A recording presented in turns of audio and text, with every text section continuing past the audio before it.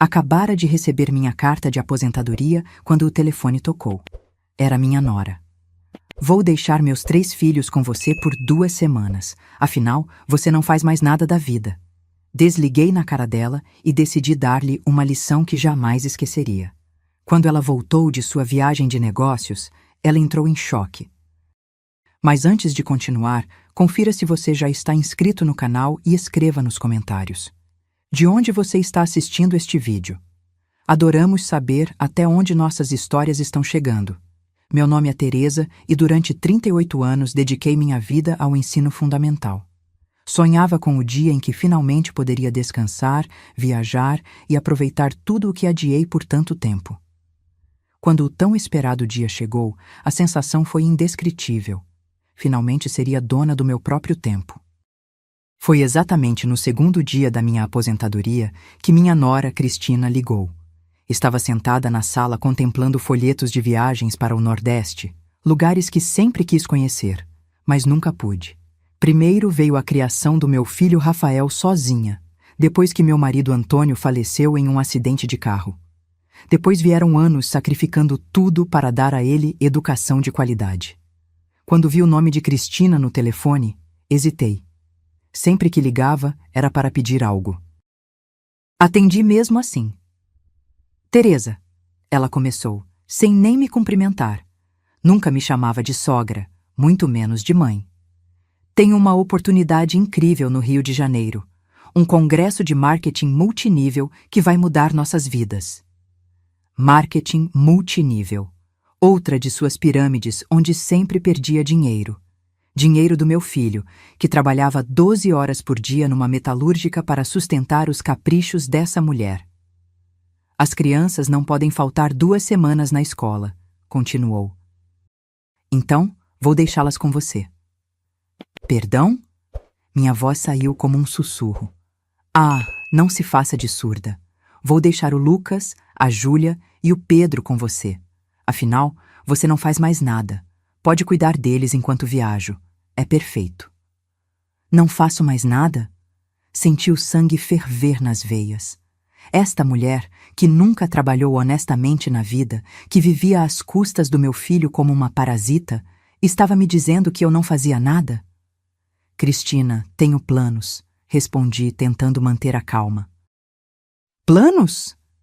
Ela riu com aquela risada aguda que eu tanto detestava. Que planos uma velha aposentada pode ter? Tricotar, ver novelas? Por favor, Teresa, não seja ridícula. Deixo eles amanhã às 7 da manhã e não lhes dê besteiras como da última vez. Da última vez. A última vez que vi meus netos foi há 4 meses, no aniversário de Pedro.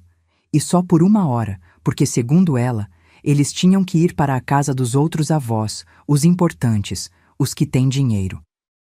Eu não vou cuidar deles, Cristina, disse com firmeza. Como não?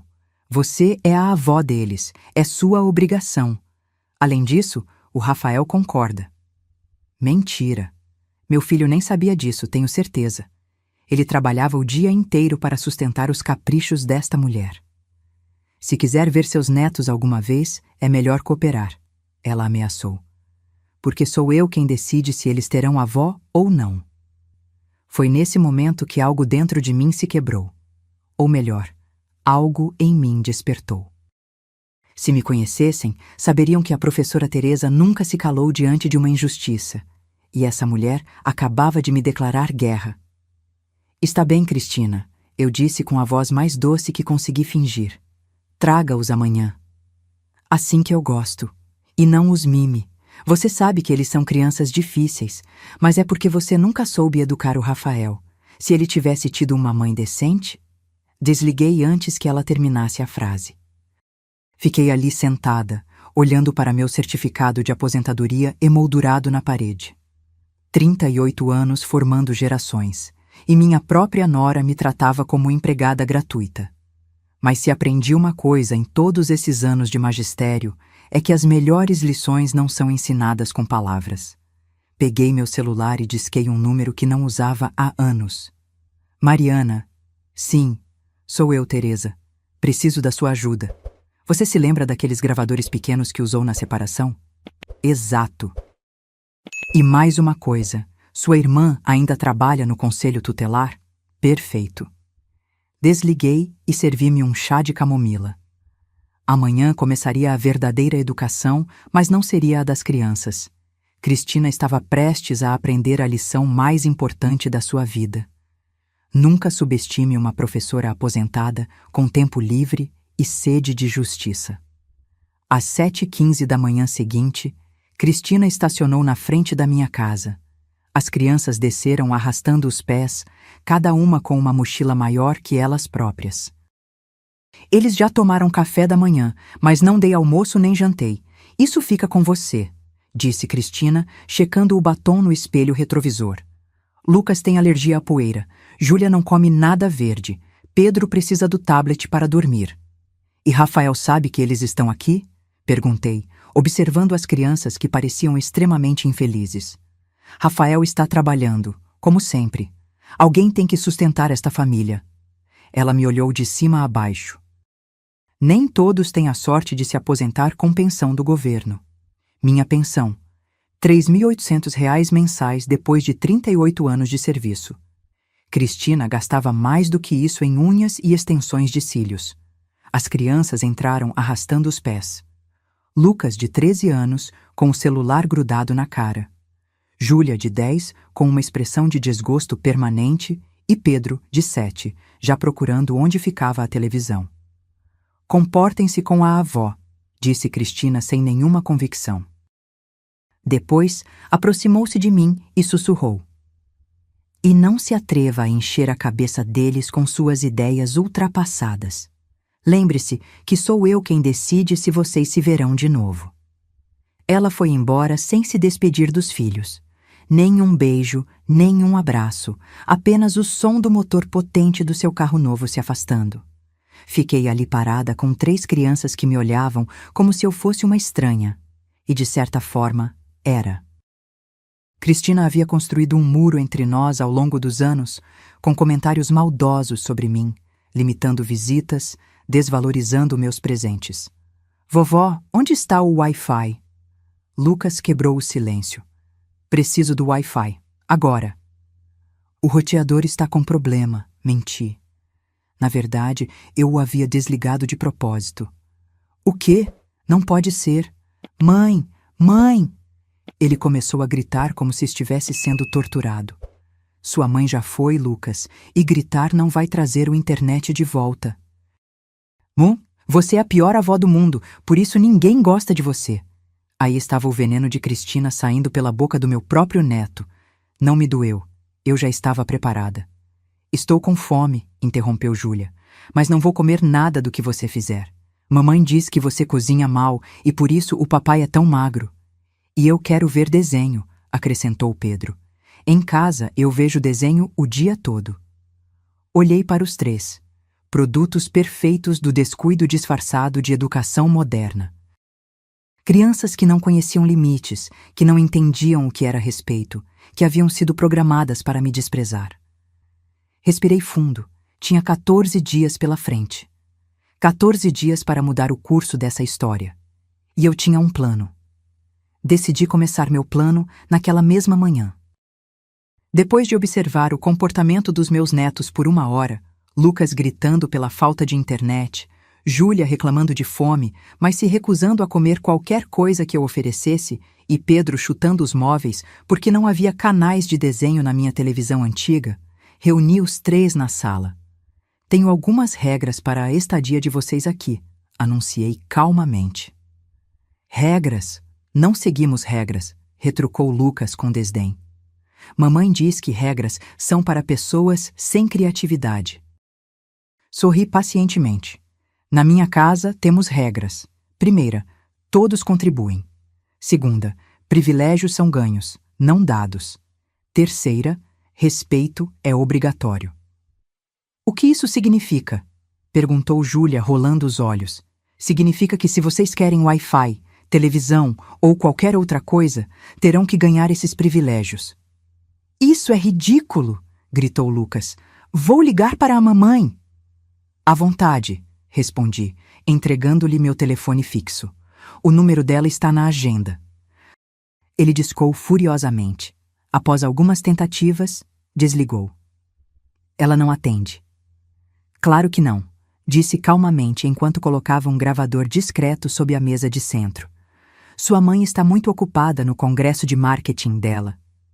Os três me olharam confusos. Enquanto isso, Lucas, você vai ajudar a lavar a louça do café da manhã. Júlia, você vai arrumar as camas. Pedro, você vai recolher os brinquedos que espalhou.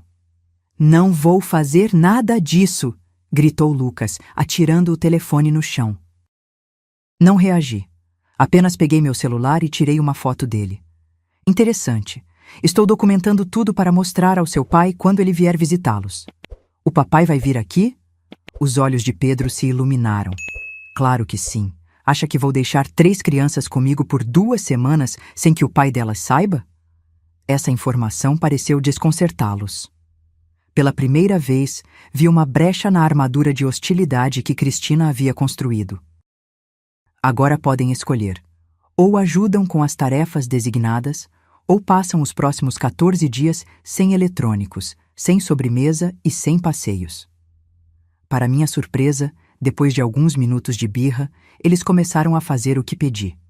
Mal-humorados e reclamando, mas fizeram. Era um começo.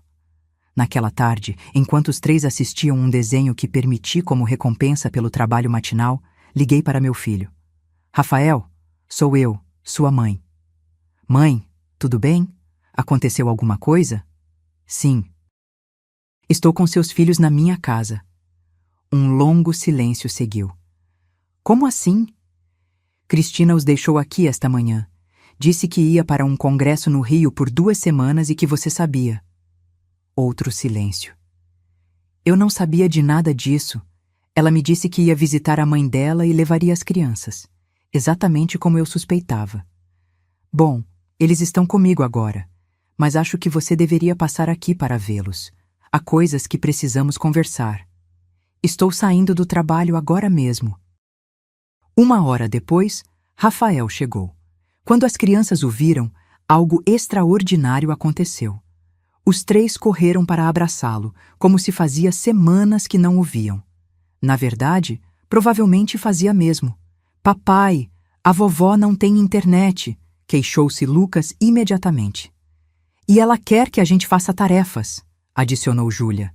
E a TV dela é pequena e velha, completou Pedro. Rafael olhou para mim confuso.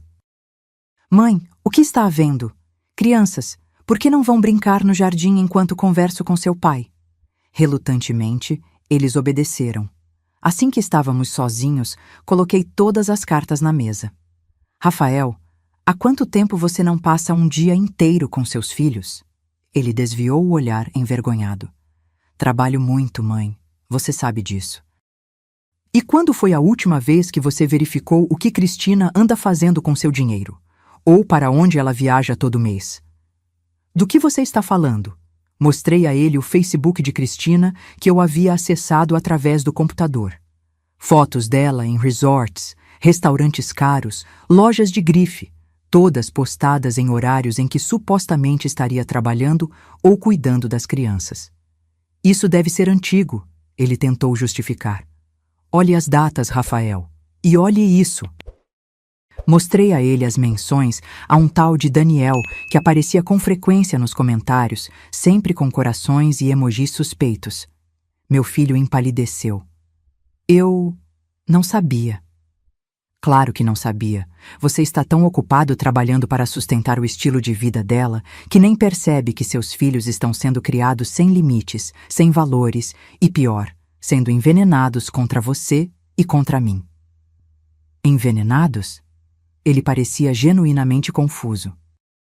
Cristina tem me afastado sistematicamente das crianças há anos. Sabe quantas vezes vi meus netos no último ano? 6 vezes, Rafael. 6 breves visitas onde eu mal podia abraçá-los, porque, segundo Cristina, eu os mimava demais. E quanto a você? Você é praticamente um estranho para seus próprios filhos.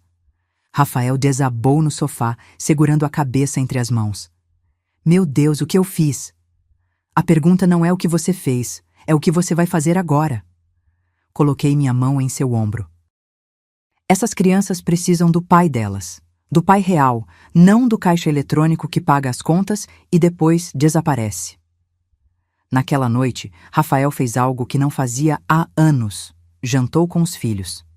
Foi uma refeição tensa no início. As crianças não sabiam como agir com o pai presente, mas logo começaram a se abrir. Pedro contou sobre seu novo jogo. Júlia mencionou que queria fazer balé, mas mamãe disse que é muito caro. Lucas admitiu que tirou notas baixas no último boletim. "Por que você não me contou sobre isso?" perguntou Rafael ao filho mais velho. Lucas deu de ombros. "Você nunca está em casa. E mamãe disse que você não se importa com essas coisas, só com trabalho." Vi a dor nos olhos do meu filho. A mentira de Cristina era tão profunda que havia se infiltrado na própria percepção que as crianças tinham do pai. Depois que os netos foram dormir, continuei a conversa com Rafael. "Filho, precisamos documentar tudo isso. O abandono emocional, as mentiras, o desvio de dinheiro. Se Cristina está realmente tendo um caso, como suspeito, você precisa estar preparado." "Preparado para quê?" ele perguntou, ainda atordoado com todas as revelações. "Para lutar pela guarda dos seus filhos." No dia seguinte, Mariana apareceu com os equipamentos que havia prometido. 3 gravadores discretos e uma pequena câmera que parecia um detector de fumaça. Instalamos tudo estrategicamente pela casa. "Sua nora parece um pesadelo", comentou Mariana enquanto testávamos os equipamentos. "Você não faz ideia." Contei a ela sobre como Cristina havia me afastado das crianças, como manipulava meu filho, como usava o dinheiro dele para sustentar um estilo de vida de luxo, enquanto ele mal tinha tempo para ver os próprios filhos. "E o pior", continuei, "é o que ela está fazendo com essas crianças. Está criando pequenos monstros sem empatia, sem responsabilidade, que acham que o mundo lhes deve tudo." "Bem, com 2 semanas você não vai conseguir reverter anos de danos", alertou Mariana. "Mas pode plantar sementes." E foi exatamente isso que comecei a fazer. Estabeleci uma rotina clara: café da manhã às 8 horas. Depois, cada um tinha suas tarefas: almoço ao meio-dia. À tarde, permitia algumas horas de eletrônicos, mas só depois que terminassem o dever de casa e ajudassem com alguma coisa na casa. Jantar às 19 horas, sempre com Rafael presente. Os primeiros dias foram uma batalha constante. Lucas tentou fugir 2 vezes. Júlia se recusou a comer quase tudo que eu preparava. Pedro chorou por horas, porque eu não o deixei jogar no tablet durante o jantar. Mas lentamente, quase imperceptivelmente, comecei a ver mudanças.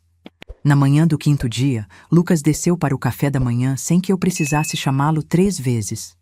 "Posso ajudar a colocar a mesa?" ele perguntou, surpreendendo a todos, inclusive a si mesmo. No 6º dia, encontrei Júlia olhando as fotos do meu álbum de família. "Quem é essa com o papai?" perguntou, apontando para uma foto onde eu abraçava Rafael criança. "Sou eu, quando seu pai tinha mais ou menos a sua idade." "Vocês parecem felizes." Éramos. Não tínhamos muito dinheiro depois que seu avô morreu, mas tínhamos um ao outro. Ela ficou em silêncio por um momento. "A mamãe diz que você não cuidou bem do papai. O que você acha?" Ela deu de ombros, mas vi a dúvida em seus olhos. A primeira rachadura no muro de mentiras de Cristina. No 7º dia, algo extraordinário aconteceu. Pedro teve um pesadelo e, em vez de chamar pelos pais ou chorar sozinho, veio até meu quarto. "Vovó", ele sussurrou, "posso dormir com você? Tive um sonho ruim." Abri os braços e ele se aninhou contra mim. "Claro que pode, meu amor." "Vovó", ele murmurou meio adormecido, "por que a gente não te visita mais?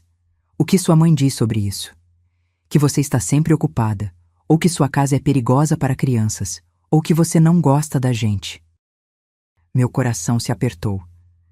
"Pedro, eu sempre quis ver vocês. Sempre. Nunca acredite que eu não amo vocês." Ele adormeceu em meus braços e, pela primeira vez em anos, senti que estava reconquistando meus netos, um por um. Enquanto isso, Rafael continuava sua investigação. Com a ajuda de um advogado amigo de Mariana, descobriu que Cristina havia sacado 3 cartões de crédito em nome dele, gerando uma dívida de quase R$ 30.000. Também encontrou e-mails entre ela e o tal Daniel, planejando uma viagem para a Europa, não para o Rio de Janeiro. A cada nova descoberta, via meu filho passando por estágios de negação, raiva e, finalmente, aceitação. Ele estava sendo traído em todos os níveis possíveis, e suas crianças estavam pagando o preço. No 8º dia, recebemos uma visita da irmã de Mariana, Sandra, do Conselho Tutelar.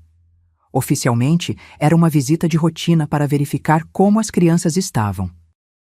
Extraoficialmente, era para documentar o abandono materno e a manipulação psicológica a qual as crianças vinham sendo submetidas. Crianças, perguntou Sandra gentilmente durante a entrevista, vocês sentem falta da mãe de vocês? Lucas deu de ombros, fingindo indiferença.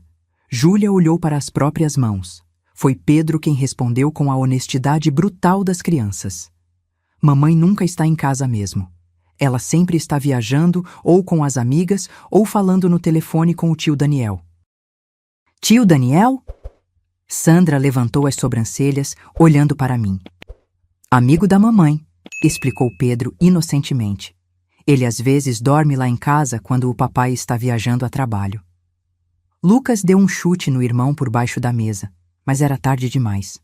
O segredo havia sido revelado e tínhamos tudo gravado. Naquela noite, depois que as crianças dormiram, Rafael, eu, Mariana, Sandra e o advogado, Dr. Mendes, nos reunimos na sala. O que temos aqui é um caso claro de alienação parental combinado com negligência emocional, explicou Sandra. Essas crianças foram condicionadas a rejeitar o pai e a avó, enquanto a mãe as abandona regularmente para manter um relacionamento extraconjugal. Com as evidências que reunimos até agora, você tem um caso forte para solicitar a guarda completa, acrescentou o Dr. Mendes. Os cartões de crédito fraudulentos, os e-mails, o depoimento das crianças, tudo isso pesa muito. Rafael parecia devastado e determinado ao mesmo tempo. O que fazemos agora? Continuamos documentando, respondi. E preparamos as crianças para a tempestade que virá quando Cristina retornar. Porque eu sabia que quando ela voltasse e percebesse que havia perdido o controle da situação, Cristina mostraria seu verdadeiro rosto. E precisávamos estar prontos. O 10º dia começou com uma revelação inesperada. Enquanto preparava o café da manhã, ouvi um choro abafado vindo do quarto de Júlia. Encontrei minha neta sentada na cama, abraçada numa pequena caixa de madeira. O que foi, meu bem? Perguntei, sentando-me ao seu lado. Ela tentou esconder a caixa, mas eu já havia visto. Nada, murmurou, secando rapidamente as lágrimas. Júlia, você pode confiar em mim. Após alguns momentos de hesitação, ela abriu a caixa. Dentro havia fotos, cartinhas e pequenos presentes que eu havia dado a ela ao longo dos anos. Coisas que Cristina havia me dito que foram perdidas ou jogadas fora. Mamãe dizia para jogar suas coisas no lixo, ela confessou em voz baixa. Mas eu guardava escondido. Meu coração se encheu de emoção. Você guardou tudo isso? Júlia assentiu. Sempre quis te visitar mais, vovó. Mas mamãe dizia que você não gostava da gente, que você era amarga e antiquada. E o que você acha agora? Ela me olhou com aqueles olhos que lembravam tanto os do meu filho. Acho que a mamãe mentiu, sobre muitas coisas. Abracei minha neta enquanto ela chorava, liberando anos de confusão e conflito interno. Esse momento representou uma virada crucial. Se Júlia, a mais desconfiada das 3 crianças depois de Lucas, estava começando a ver a verdade, havia esperança real de reparo. Mais tarde naquele dia, enquanto Júlia me ajudava a fazer biscoitos, uma atividade que ela inicialmente descartou como coisa de velha, ela fez uma pergunta que me pegou de surpresa. Vovó, por que a mamãe odeia você tanto? Pensei cuidadosamente antes de responder. Sua mãe não me odeia, Júlia. Ela me teme. Te teme? Por quê? Porque eu represento tudo o que ela evita ser.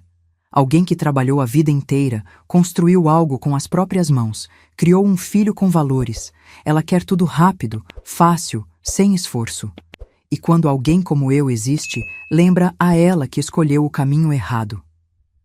A mamãe é uma pessoa ruim? A preocupação em sua voz era palpável. Sua mãe fez escolhas ruins e agora está tão afundada em suas mentiras que não sabe como sair. Isso não justifica o dano que ela causou, mas talvez ajude a entender. Júlia ficou em silêncio, absorvendo minhas palavras enquanto modelava a massa dos biscoitos. Enquanto isso, Lucas passava por sua própria transformação, ainda que mais resistente.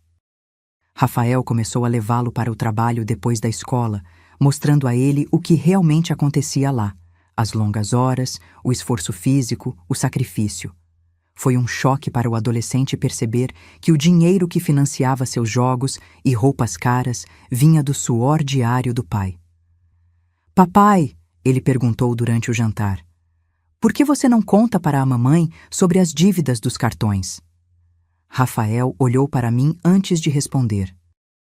"Porque toda vez que tento falar sobre dinheiro com sua mãe, ela muda de assunto ou diz que estou sendo controlador." "Mas é o seu dinheiro", insistiu Lucas, com uma compreensão surpreendente para seus 13 anos. "Nosso dinheiro", corrigiu Rafael. "Deveria ser para nossa família, não para viagens secretas ou roupas caras." No 12º dia, recebi uma mensagem de Cristina. Meu coração acelerou ao ver seu nome na tela, temendo que de alguma forma ela tivesse descoberto nosso plano. "Vou ficar mais uma semana no Rio. Oportunidades surgiram. As crianças estão bem?" Mostrei a mensagem a Rafael. "Ela nem pergunta especificamente sobre os filhos", observou ele amargamente. "Nem quer falar com eles." "É uma oportunidade para nós", respondi. "Mais tempo para documentar e preparar as crianças." Concordamos que Rafael responderia como se nada estivesse errado. "Tudo bem por aqui. Aproveite seu congresso." Naquela tarde, Sandra retornou para mais uma avaliação. Desta vez, as crianças estavam notavelmente mais abertas. "Lucas", ela perguntou, "se pudesse escolher com quem morar, quem seria?" O adolescente, que 2 semanas antes teria dito instantaneamente "minha mãe", agora hesitou. "Não sei. Talvez com o papai e a vovó?" Pedro não hesitou. "Quero morar com a vovó. Ela faz brigadeiro e me ensina a jogar damas." Júlia, sempre a mais reflexiva, disse algo que me emocionou profundamente. "Quero morar onde me digam a verdade." Sandra assentiu, fazendo anotações. "E o que vocês acham do tio Daniel?" Os 3 se entreolharam, um silêncio carregado de segredos. "Ele dá presentes caros", disse finalmente Lucas. "Mas fala mal do papai. Diz que ele é um coitado e um trouxa."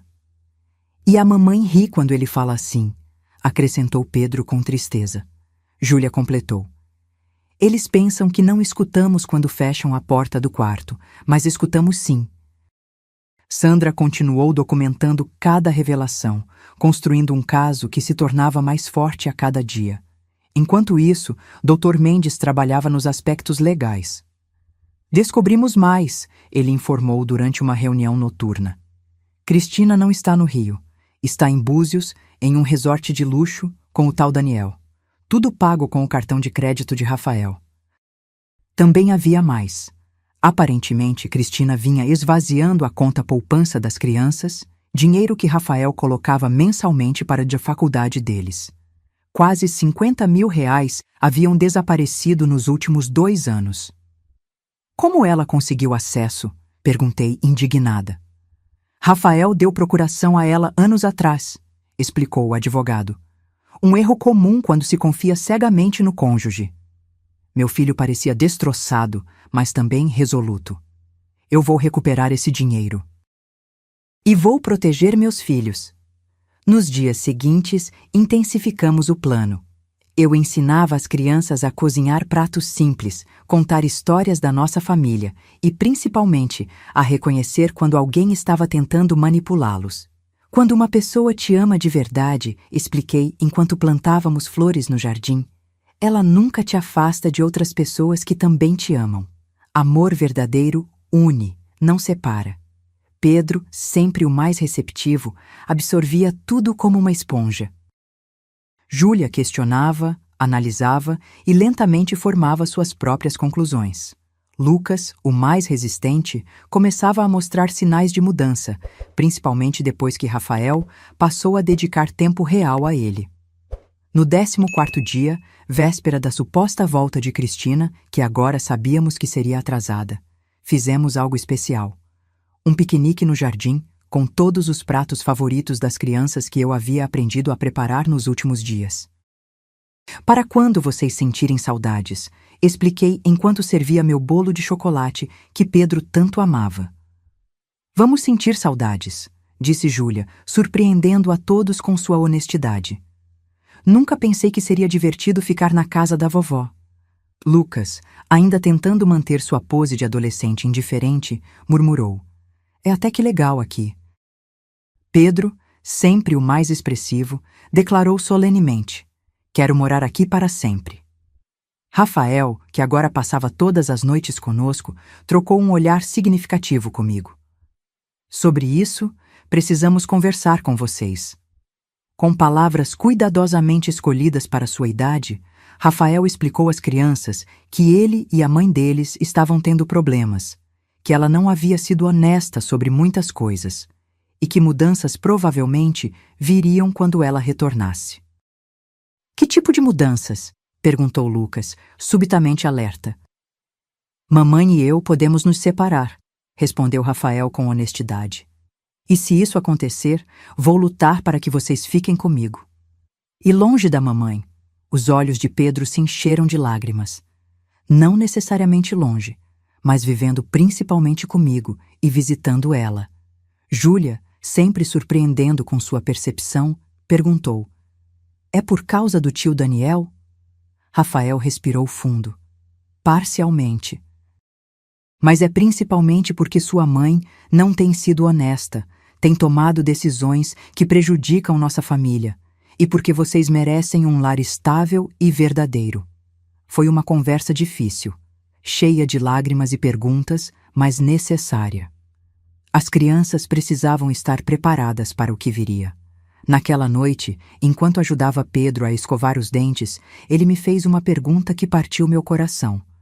Vovó, a mamãe gosta de mim? Sentei-me no banquinho do banheiro, colocando-o no meu colo. Por que você pergunta isso, meu amor? Porque uma vez eu ouvi ela dizer para o tio Daniel que eu fui um acidente. Respirei fundo, lutando contra a raiva que sentia de Cristina. Pedro, olhe para mim. Você não é um acidente. Você é um presente. E se sua mãe não consegue ver isso, o problema é dela, não seu. Então por que ela me teve? Essa era uma pergunta difícil demais para uma criança de 7 anos, mas Pedro merecia algum tipo de resposta. Às vezes, pessoas têm filhos pelas razões erradas, mas isso não diminui o quão especial você é. Você é amado pelo seu pai, por mim, pelos seus irmãos, e isso é o que importa.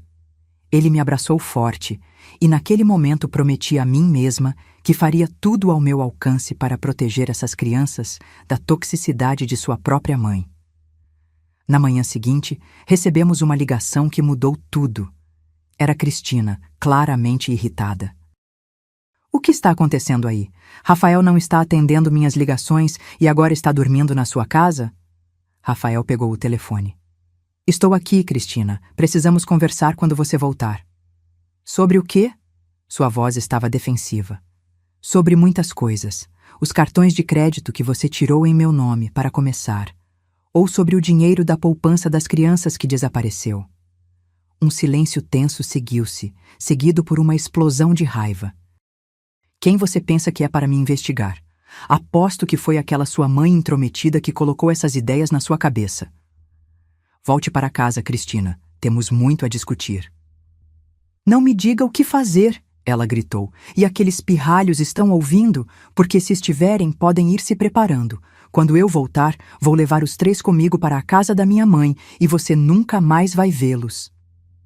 Rafael manteve a calma, algo que jamais conseguiria fazer 2 semanas atrás.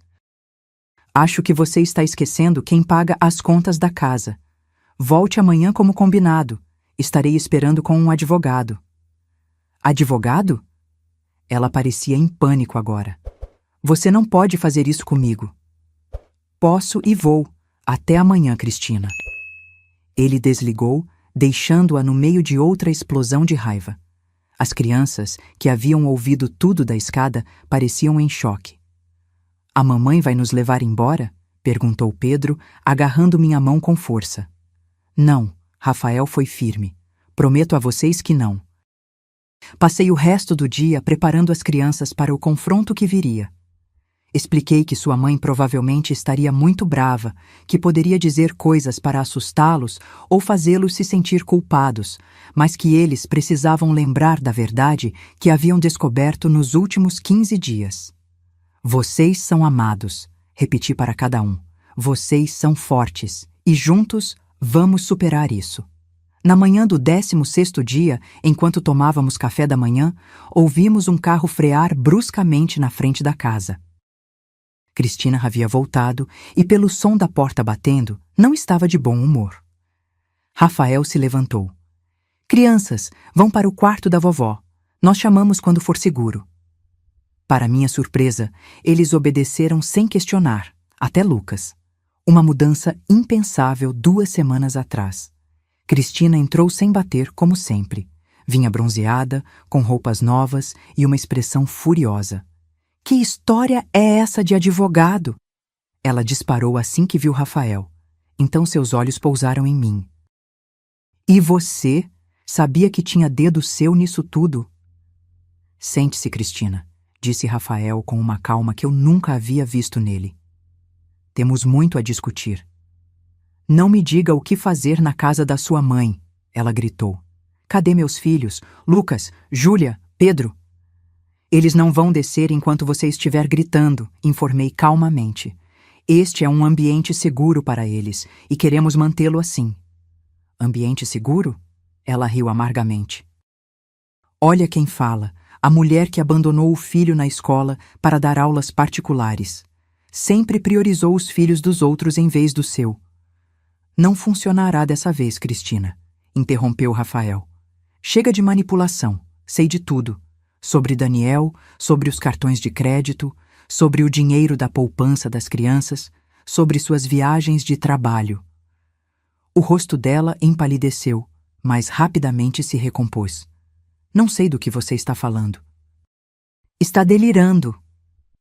Tenho provas de tudo, Rafael continuou, colocando uma pasta sobre a mesa. Extratos bancários, e-mails, fotos, até o depoimento das crianças sobre o tio Daniel, que dorme no nosso quarto quando estou viajando. Cristina congelou por um momento, depois tentou mudar de tática. Rafael, querido, você está confuso. Deixe-me explicar. Não há nada para explicar. Quero o divórcio e a guarda das crianças. Guarda? Ela soltou uma risada histérica. Você mal vê seus filhos, trabalha o dia todo, como vai cuidar deles? Com a ajuda da minha mãe, para começar. E já conversei com meu chefe. Vou reduzir minhas horas. As crianças são minha prioridade agora. Você não pode tirar meus filhos de mim, ela gritou, a máscara de calma completamente desfeita. Você mesma os abandonou aqui por 2 semanas para ir a Búzios com seu amante. Nem sequer ligou para saber como estavam, só mandou uma mensagem para avisar que ficaria mais tempo longe. Búzios? Ela tentou fingir confusão. Do que você está falando? Eu estava no congresso no Rio. Rafael mostrou fotos do Facebook que Daniel havia postado, marcando a localização em Búzios, com Cristina claramente visível ao fundo. Percebendo que estava encurralada, Cristina mudou de tática novamente, desta vez para ameaças. Se você tentar tirar meus filhos, vou dizer ao juiz que você é violento, que bate nas crianças, que é negligente. Quem você acha que vão acreditar? Em mim, a mãe dedicada, ou em você, o pai ausente? Temos tudo gravado, eu disse calmamente, apontando para os equipamentos discretos espalhados pela sala. Inclusive esta conversa. inclusive sua ameaça de falsamente acusar meu filho de abuso. O rosto de Cristina se contorceu em uma máscara de ódio puro. Você! Ela apontou o dedo para mim, tremendo de raiva. Você planejou tudo isso. Nunca aceitou que eu fosse esposa do seu filhinho. Sempre quis nos separar. Não, Cristina, respondi com calma. Eu só queria que meu filho e meus netos fossem felizes. Você escolheu o caminho da mentira e da manipulação. Estas são as consequências. Antes que ela pudesse responder, ouvimos passos na escada. As crianças haviam descido, atraídas pelos gritos. Mamãe! A voz de Pedro tremeu ligeiramente. Cristina imediatamente mudou sua expressão, abrindo um sorriso forçado. Meus amores, venham dar um abraço na mamãe. Estou com tanta saudade. Para minha surpresa, as crianças não correram para ela. Ficaram paradas na escada, observando. Não é o que parecia pelo telefone ontem, disse Lucas com uma frieza impressionante para seus 13 anos. Você nos chamou de pirralhos. O quê? Não, querido, você deve ter entendido errado. Nós ouvimos, afirmou Júlia. Você disse que ia nos levar embora para a vovó Marta e que o papai nunca mais nos veria. E chamou a gente de pirralhos, repetiu Pedro magoado. Cristina lançou um olhar furioso para mim. Viu o que você fez? Envenenou meus próprios filhos contra mim. Não culpe os outros pelas suas próprias palavras, Cristina, disse Rafael. As crianças simplesmente ouviram a verdade. Venham aqui agora, ordenou Cristina, sua voz ficando mais estridente. Vamos para casa, já. Nenhuma das crianças se moveu. Estamos bem aqui, disse Lucas. Com o papai e a vovó, completou Júlia. Pedro, sempre o mais emocional, acrescentou. A vovó faz biscoitos e conta histórias e não grita com a gente. Foi nesse momento que Cristina perdeu completamente o controle. Avançou em minha direção, o rosto contorcido de fúria. Você destruiu minha família. Eu vou acabar com você, sua velha intrometida. Rafael se colocou entre nós, bloqueando-a. Chega, Cristina, saia da casa da minha mãe agora ou chamarei a polícia. Suas ameaças não me assustam, ela gritou, mas recuou um passo. Não é ameaça, respondeu Rafael pegando o telefone. É promessa. Cristina olhou ao redor, vendo-se cercada. Rafael determinado, eu calma, as crianças unidas contra ela. Toda a mentira que ela havia construído estava desmoronando diante dos seus olhos. Isso não vai ficar assim, ela sibilou pegando sua bolsa. Vocês vão se arrepender de mexer comigo. Saiu batendo a porta com tanta força que o porta-retratos da parede caiu e quebrou. Assim que ela partiu, as crianças correram para o pai, que as abraçou fortemente. Vai ficar tudo bem, ele prometeu com lágrimas nos olhos. Vamos ficar juntos, prometo. Pedro estendeu a mão para mim, me puxando para o abraço coletivo. E ali, no meio da minha sala modesta, entre os cacos do porta-retratos quebrado, encontramos algo que havia sido perdido há muito tempo. Uma família verdadeira. Os dias que se seguiram foram uma montanha-russa emocional. Cristina, como esperávamos, não desistiu facilmente. Logo depois de sair da minha casa, começou sua campanha de retaliação. Primeiro, esvaziou as contas conjuntas que tinha com Rafael antes que ele pudesse bloqueá-las. Levou aproximadamente R$ 8.000, o pouco que restava depois de suas extravagâncias anteriores. Em seguida, quando Rafael foi buscar algumas roupas e pertences das crianças em casa, descobriu que Cristina havia mudado as fechaduras. Quando confrontada, ela simplesmente disse: "É minha casa também. Você não pode me impedir de proteger o que é meu."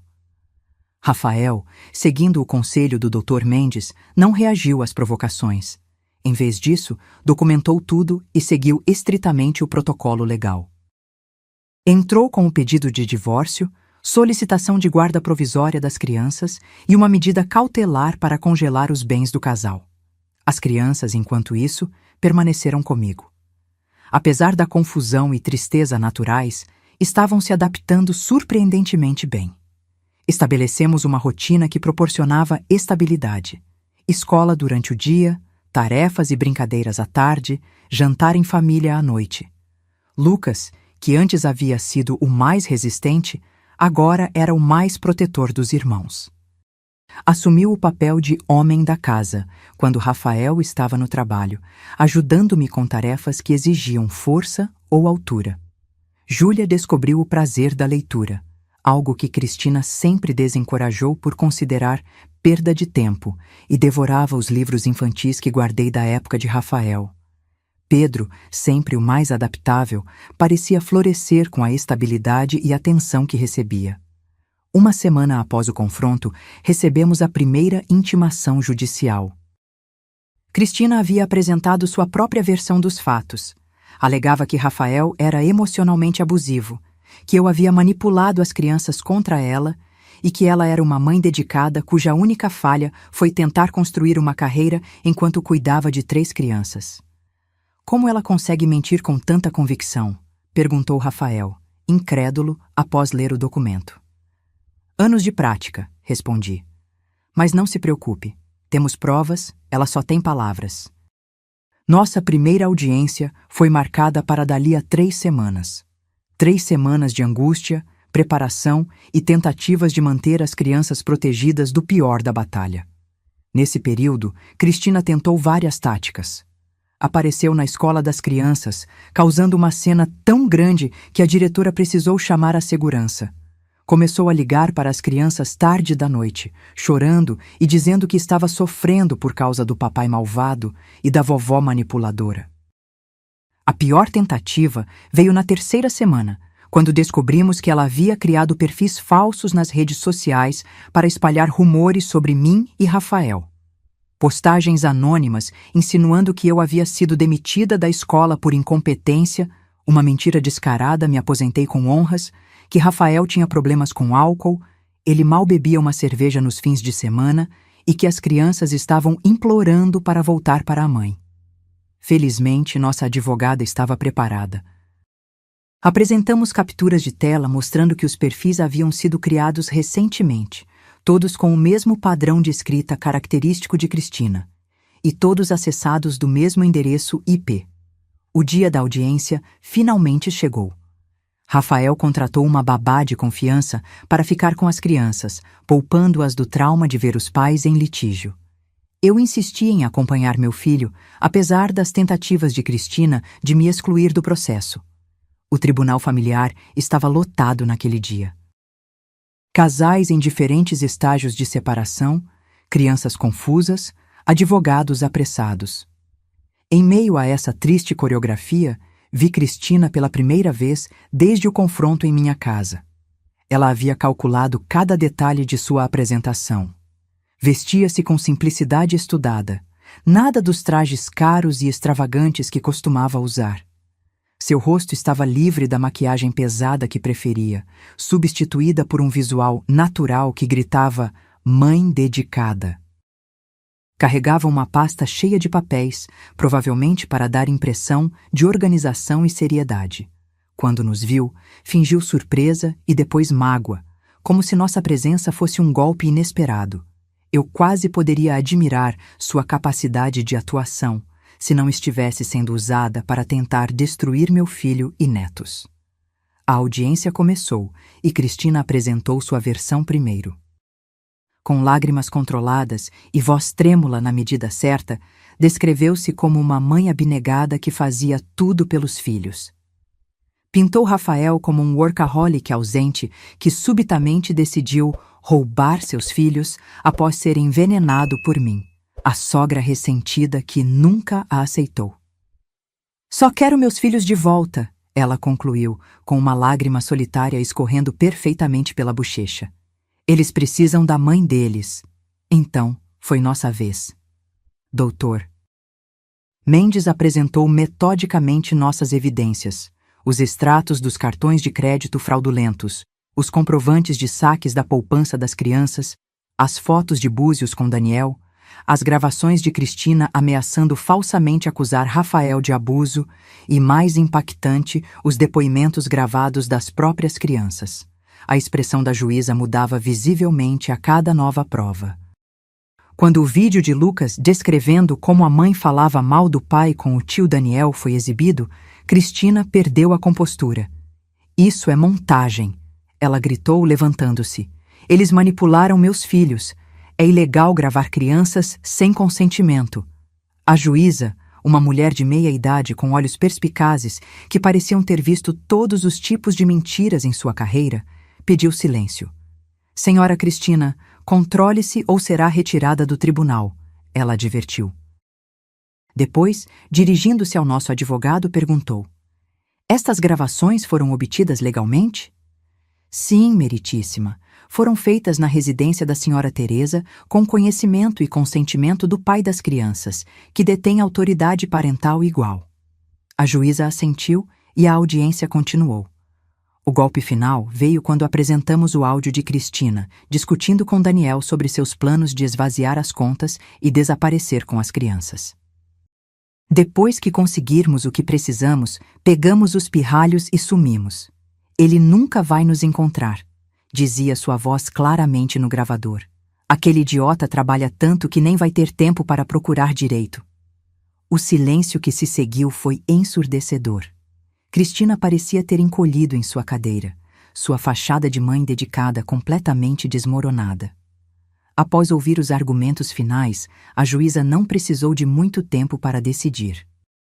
Concedeu a guarda provisória a Rafael, com direito de visitas supervisionadas para Cristina, e emitiu uma ordem restritiva impedindo-a de ir à minha casa ou à escola das crianças sem agendamento prévio. Este tribunal leva muito a sério tentativas de alienação parental e fraude financeira, declarou a juíza. Uma investigação mais aprofundada será conduzida antes da decisão final sobre a guarda. Saímos do tribunal exaustos, mas aliviados. Rafael chorou pela primeira vez desde que tudo começou. Obrigado, mãe, ele sussurrou enquanto me abraçava. Eu não teria conseguido sem você. Você é mais forte do que pensa, respondi. Sempre foi.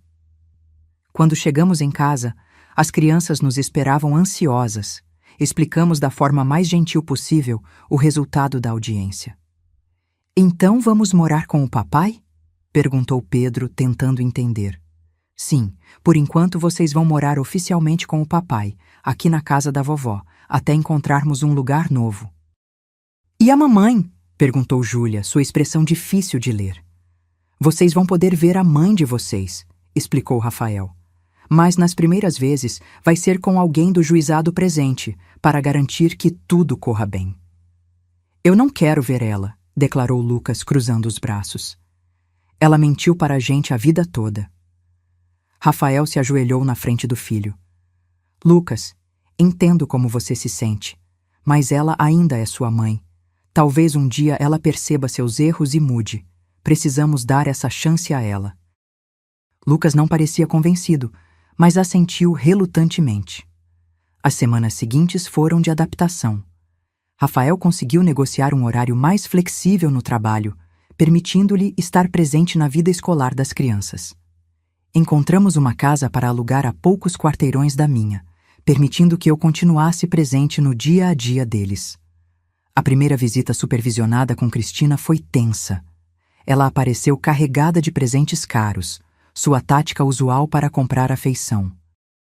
As crianças, especialmente Lucas e Júlia, mantiveram-se distantes. Pedro, sempre o mais emocional, oscilava entre querer o conforto da mãe e lembrar-se das mentiras que havia descoberto. Ela tentou me abraçar como se nada tivesse acontecido, relatou Lucas depois, como se não tivesse nos abandonado por semanas para ficar com o tal Daniel. As visitas continuaram difíceis, com Cristina alternando entre tentar comprar as crianças com presentes e fazer-se de vítima. Em uma ocasião particularmente perturbadora, ela tentou convencer Pedro a contar a verdade sobre como o papai e a vovó são maus, resultando na suspensão temporária das visitas até uma nova avaliação psicológica. Enquanto isso, nossa nova rotina familiar começava a se solidificar. Rafael descobriu talentos domésticos que nunca soube que tinha. Cozinhava surpreendentemente bem e tinha uma paciência infinita para ajudar com lições de casa. Eu ofereci minha experiência como professora, ajudando as crianças a recuperarem o atraso escolar que haviam acumulado durante os anos de negligência. 2 meses após a audiência inicial, uma descoberta surpreendente virou o caso completamente. Daniel, o amante de Cristina, entrou em contato com nosso advogado. Aparentemente, Cristina havia tentado convencê-lo a mentir no tribunal, afirmando que nunca haviam tido um caso e que Rafael inventava histórias por ciúme. Não posso fazer isso, ele disse durante a reunião em que revelou tudo. Estou cansado das mentiras. Ela me manipulou tanto quanto manipulou vocês. Ele forneceu mensagens de texto, e-mails e até gravações próprias que documentavam não apenas o caso de 4 anos, mas também os planos de Cristina para sugar o máximo de dinheiro possível de Rafael antes de deixá-lo. Ela dizia que o odiava, revelou Daniel, parecendo genuinamente perturbado. Que só estava com ele pelo dinheiro e status. Que assim que conseguisse o suficiente, se divorciaria e ficaria com a casa, pensão alimentícia e a guarda das crianças, que ela planejava usar como arma contra ele. Quando perguntado por que decidiu revelar tudo isso agora, Daniel admitiu. Ela começou a fazer o mesmo comigo. Descobri dívidas em meu nome, mentiras sobre sua família, seu passado. Ela é perigosa. E aquelas crianças não merecem crescer com alguém assim. Com este novo conjunto de evidências, a decisão final do tribunal foi ainda mais contundente.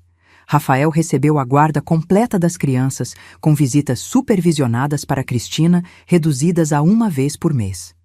Além disso, ela foi ordenada a reembolsar todo o dinheiro desviado e participar de terapia obrigatória para transtorno de personalidade. O mais surpreendente não foi a decisão judicial, mas a reação de Cristina a ela. Em vez de lutar como esperávamos, ela simplesmente desapareceu. Abandonou o apartamento, deixou o emprego, que descobrimos ser apenas de meio período, não a carreira promissora que sempre alardeava, e parou de atender chamadas. Ela simplesmente desistiu dos próprios filhos? Perguntou Júlia uma noite, quando percebeu que a mãe havia faltado à 3ª visita supervisionada consecutiva. Acho que sua mãe está enfrentando seus próprios demônios agora, respondi com cuidado.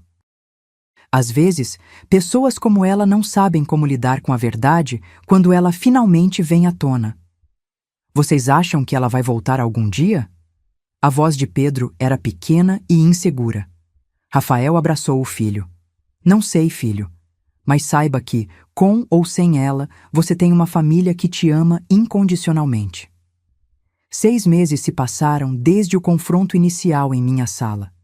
Meus netos, outrora crianças rebeldes e desconfiadas, haviam se transformado. Lucas, agora com 14 anos, tornou-se um adolescente responsável, protetor dos irmãos e dedicado aos estudos. Talentos que sempre estiveram lá, apenas sufocados pela dinâmica tóxica anterior. Júlia, aos 11, revelou-se uma artista talentosa e uma leitora voraz. Pedro, com seus 8 anos recém-completados, exibia uma alegria e espontaneidade que antes raramente víamos. Rafael, meu filho que por tanto tempo viveu como sombra na própria vida, finalmente encontrou sua voz e sua força. Conseguiu uma promoção no trabalho, ironicamente ganhando mais enquanto trabalhando menos horas, e estava se revelando o pai que eu sempre soube que poderia ser. Quanto a mim, a professora aposentada que não fazia nada, nunca estive tão ocupada ou realizada. Comecei a dar aulas particulares para crianças com dificuldades de aprendizagem, 3 vezes por semana, deixando tempo de sobra para meus netos. Aos sábados, organizava um clube de leitura para Júlia e suas novas amigas. Aos domingos, ensinava Pedro a jogar xadrez, revelando-se ele um estrategista nato. Em uma tarde tranquila de domingo, enquanto assistíamos às crianças brincando no jardim da nossa nova casa familiar, uma modesta, mas aconchegante casa de 3 quartos que Rafael conseguiu comprar graças à sua promoção, meu filho se virou para mim com uma expressão pensativa. Sabe, mãe, às vezes me pergunto o que teria acontecido se Cristina não tivesse ligado para você naquele dia, exigindo que você cuidasse das crianças. Observei meus netos rindo e correndo pelo gramado.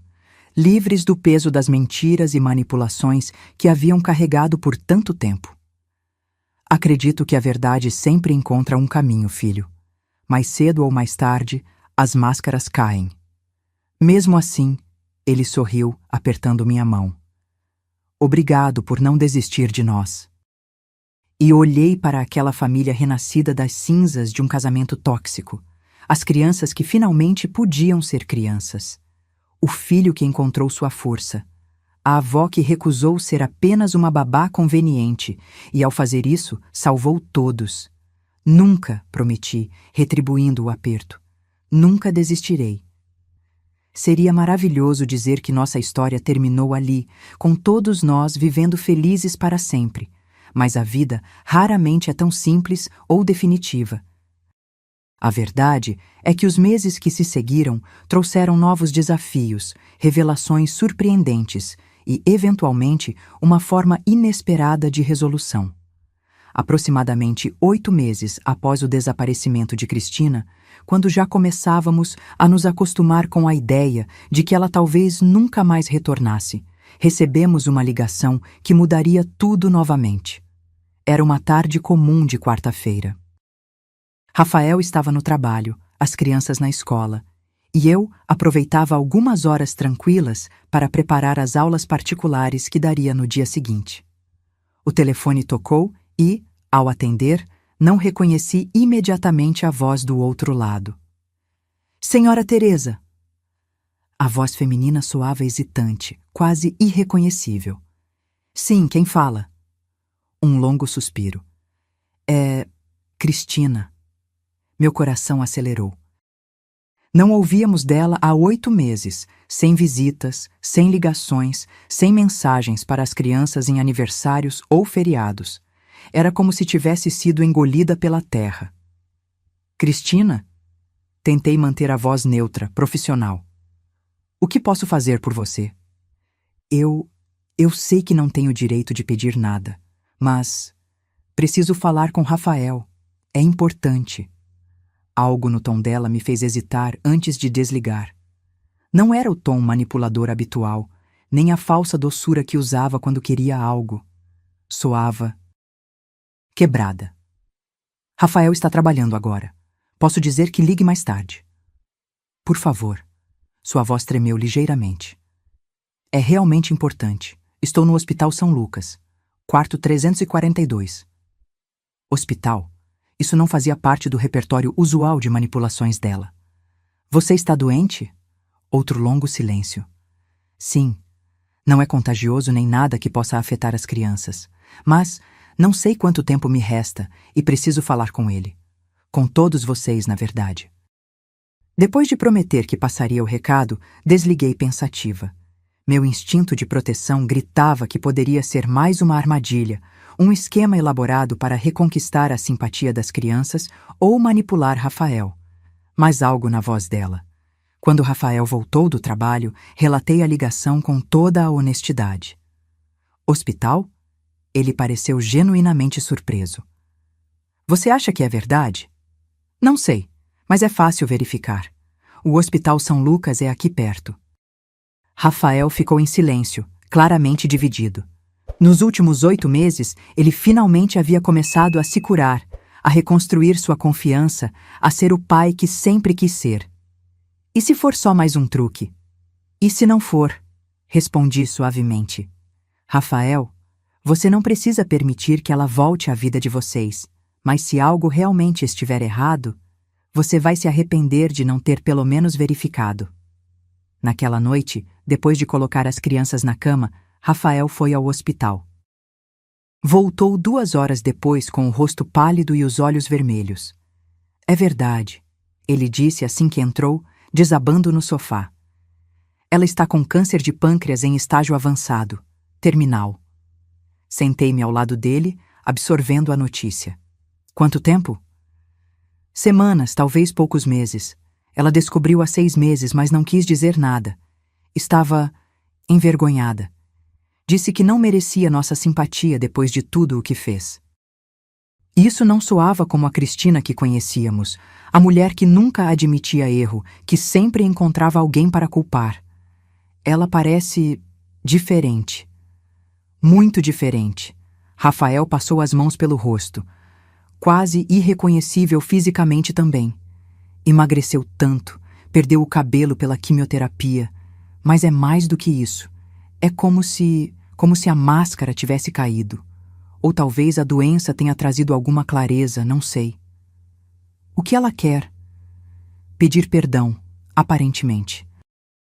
A mim, a você, às crianças. Diz que não espera que aceitemos, mas precisa tentar antes do fim. Você acredita nela? Rafael suspirou profundamente. Sim, é a primeira vez que sinto que estou falando com a pessoa real, não com uma fachada. Talvez seja preciso encarar a própria mortalidade para finalmente ser honesto. Ficamos acordados até tarde discutindo como proceder. As crianças tinham o direito de saber que sua mãe estava morrendo, mas também precisávamos protegê-las de mais trauma. Rafael decidiu que falaria com cada uma individualmente, testando suas reações antes de sugerir uma visita. Lucas, como esperado, foi o mais resistente. Por que deveríamos nos importar? Ela não se importou conosco. Júlia ficou silenciosa, processando a informação com a maturidade, além de seus anos que sempre demonstrava. Ela realmente vai morrer? Pedro, apenas 8 anos, foi o que mais nos preocupou. A mamãe está doente como o vovô estava antes de ir para o céu? Sua compreensão inocente da situação partiu meu coração.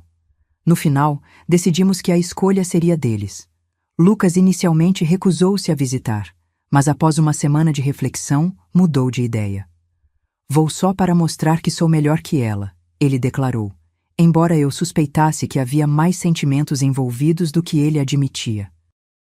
A primeira visita foi tensa e emocionalmente exaustiva.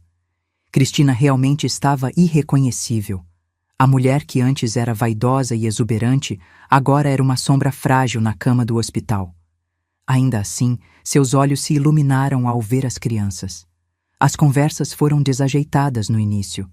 O que se diz a alguém que magoou você tão profundamente, mas agora está morrendo? Cristina, para minha surpresa, não tentou se justificar. Não houve manipulação emocional, nem chantagem de leito de morte. Não espero que me perdoem, ela disse com voz fraca. Só quero que saibam que entendo o quanto errei e que, apesar de todas as minhas falhas, nunca deixei de amar vocês, mesmo não sabendo mostrar isso corretamente. Para as crianças, foi confuso. A mãe que os abandonou agora pedia perdão. A mulher que mentira durante anos agora oferecia verdade crua. Nas semanas seguintes, estabelecemos uma rotina. Visitávamos Cristina 3 vezes por semana. No início, as visitas eram breves e formais, mas gradualmente, algo inesperado começou a acontecer. Vínculos que pensávamos estarem permanentemente rompidos começaram hesitantemente a se reconectar. Cristina, livre do peso de manter suas mentiras e manipulações, parecia finalmente capaz de estar realmente presente com seus filhos. Ouvia com interesse genuíno sobre a escola de Lucas, os desenhos de Júlia, as histórias fantasiosas de Pedro. Não havia mais tentativas de comprar afeição com presentes ou promessas vazias, apenas o tempo precioso que lhe restava. Uma tarde, enquanto as crianças haviam saído para comprar lanches na cafeteria do hospital, Cristina me pediu para ficar. Teresa, ela começou, sua voz agora constantemente rouca pela doença. Sei que provavelmente sou a última pessoa de quem você quer ouvir qualquer coisa. Estamos além disso agora, não acha? Respondi, ajustando o travesseiro dela para maior conforto. Um gesto automático de cuidado que me surpreendeu. Talvez você esteja. Eu ainda estou aprendendo a deixar o orgulho de lado. Ela fez uma pausa, visivelmente reunindo coragem. Preciso te dizer algo que deveria ter dito há anos.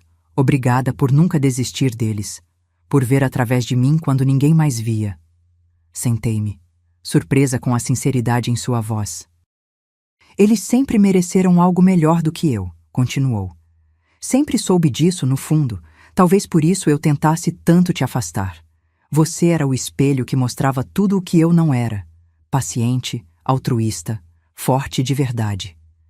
Cristina. Não, por favor, deixe-me terminar enquanto ainda tenho forças. Ela respirou com dificuldade. Passei anos construindo uma fortaleza de mentiras porque estava vazia por dentro. Sem propósito, sem valores, apenas existindo e consumindo. Usando pessoas. Quando olho para trás agora, mal reconheço aquela mulher. A doença mudou sua perspectiva, observei suavemente. A doença apenas acelerou o inevitável. Acho que comecei a mudar naquele dia, na sua sala, quando vi que havia perdido tudo. Quando percebi que minhas próprias crianças preferiam ficar com você a voltar comigo. Ela estendeu uma mão trêmula que, após um momento de hesitação, peguei. Você salvou meus filhos de mim, Teresa. E agora está aqui, mostrando gentileza a alguém que só lhe causou dor. Isso é força de verdade. Aquela conversa mudou algo entre nós. Não apagou o passado, nem erradicou completamente minha desconfiança, mas abriu um pequeno espaço para algo que eu nunca imaginei ser possível: compreensão. Nas semanas seguintes, enquanto o estado de Cristina piorava, todos nós testemunhamos sua luta não apenas contra a doença, mas contra seus próprios demônios. Em seus momentos mais lúcidos, ela pediu para gravar mensagens para cada filho, para aniversários futuros, formaturas, casamentos, marcos que ela não viveria para ver. Não como substituto, ela explicou quando perguntei sobre isso. Apenas como um lembrete de que, no final, consegui pelo menos uma coisa certa: amá-los como eles merecem. Rafael, que inicialmente mantinha distância emocional durante as visitas, gradualmente permitiu-se baixar a guarda. Uma noite, após visitá-la sozinho, ele retornou com os olhos vermelhos. Nós conversamos, ele explicou. Sobre tudo, sem filtros, sem jogos. Pela primeira vez em nosso relacionamento, tivemos uma conversa completamente honesta. Como você se sente? Triste, aliviado. Furioso por isso só ter acontecido agora, quando é tarde demais para consertar as coisas. E ainda assim, grato por pelo menos haver este encerramento. No início de dezembro, a condição de Cristina deteriorou-se drasticamente. Os médicos avisaram que era questão de dias. A pedido dela, transferimos as visitas para nossa casa, com cuidados paliativos domiciliares. Ela queria passar seus últimos momentos num ambiente familiar, não num quarto de hospital estéril. Montamos um quarto para ela na sala, onde podia ver o jardim e ouvir as crianças brincando. Lucas, superando sua resistência inicial, lia para ela todas as tardes. Júlia trazia seus desenhos, criando uma coleção colorida na parede próxima à cama. Pedro, ainda muito jovem para compreender completamente, simplesmente deitava ao lado dela, contando histórias inventadas sobre super-heróis e princesas. Em uma manhã particularmente fria, Cristina me chamou ao seu lado enquanto as crianças estavam na escola. Teresa, ela sussurrou, sua voz agora quase inaudível. Prometa-me uma coisa. O quê? Conte a verdade a eles, toda ela, quando forem mais velhos e perguntarem sobre mim. Não me transforme numa santa que eu nunca fui, nem no monstro que às vezes fui. Apenas a verdade. Prometo, respondi, segurando sua mão esquelética. E mais uma coisa, ela continuou, cada palavra claramente custando-lhe um enorme esforço. Obrigada por me dar esta última lição, a mais importante de todas. Que lição? Um fraco sorriso tocou seus lábios, que nunca é tarde demais para a verdade, e que amor verdadeiro não é sobre controle ou posse. É sobre querer o melhor para o outro, mesmo quando dói. 2 dias depois, Cristina faleceu pacificamente durante a noite, com Rafael segurando uma mão e eu a outra. As crianças haviam dito seu adeus na noite anterior, cada uma à sua maneira. Lucas com um aperto de mão formal que se transformou em um abraço repentino, Júlia com um desenho final, Pedro com um beijo na bochecha e a promessa de ser um menino bom. O funeral foi simples e íntimo, apenas nossa pequena família e alguns poucos amigos que Cristina havia feito durante sua doença, enfermeiras, outros pacientes, uma conselheira espiritual que a visitava regularmente. Não havia nada da ostentação ou artificialidade que ela tanto valorizava em sua vida anterior. Durante o serviço, Rafael fez um breve discurso que capturou perfeitamente o que todos sentíamos. Cristina viveu 2 vidas, ele disse. A primeira cheia de mentiras, manipulação e vazio interior. A segunda, embora breve, marcada pela honestidade, arrependimento e, finalmente, paz. Não estamos aqui para celebrar a primeira vida, mas para honrar a segunda. Para reconhecer que as pessoas podem mudar, mesmo quando parece tarde demais. Os meses que se seguiram foram de ajuste e cura. As crianças processavam o luto de maneiras diferentes. Lucas com uma maturidade silenciosa, Júlia através da arte, Pedro com perguntas ocasionais sobre onde exatamente fica o céu e se a mamãe pode vê-lo jogar futebol. Uma tarde, quase 6 meses após o funeral, encontrei Lucas no jardim, olhando pensativamente para o céu. "No que está pensando?" perguntei, sentando-me ao seu lado. "Em como as coisas são estranhas", respondeu ele. "Passei tanto tempo odiando a mamãe e agora sinto falta dela. Não da pessoa que ela era antes, mas da que ela se tornou no final. A vida raramente é simples como gostaríamos", comentei. "Vovó", ele virou-se para mim, seus olhos revelando uma profundidade que me lembrava tanto seu pai na mesma idade. "Aquele dia em que a mamãe ligou para você querendo deixar a gente aqui, você sabia o que estava fazendo? Quero dizer, você tinha um plano desde o início?" Refleti por um momento antes de responder. "Não exatamente um plano. Mas sabia que era uma oportunidade para mostrar a verdade. Para vocês, para seu pai, talvez até para sua mãe. A verdade tem um poder próprio, uma vez exposta à luz." Ele assentiu lentamente. "Obrigado, por não desistir, mesmo quando a gente era terrível com você." É isso que famílias de verdade fazem, Lucas. Não desistem umas das outras, mesmo nos momentos difíceis. Naquela noite, enquanto observava Rafael ajudando Pedro com o dever de casa, Júlia desenhando tranquilamente no canto e Lucas lendo na poltrona, senti uma profunda sensação de paz. Nossa jornada havia sido dolorosa, cheia de revelações difíceis e perdas, mas também de redenção e segundas chances. A professora aposentada que não fazia mais nada havia, no final, ensinado sua lição mais valiosa: que a verdade, por mais dolorosa que seja inicialmente, é o único fundamento sobre o qual se pode construir uma família genuína. E essa, percebi, foi a verdadeira vingança contra todas as mentiras e manipulações. Não a destruição de Cristina, mas a reconstrução do que ela havia tentado despedaçar. Nossa família, mais forte, mais honesta e mais amorosa do que nunca. O primeiro aniversário da morte de Cristina chegou mais rápido do que esperávamos. Decidimos marcar a data não com tristeza, mas com uma pequena cerimônia de plantio no jardim, uma cerejeira que floriria na primavera, simbolizando renovação e continuidade.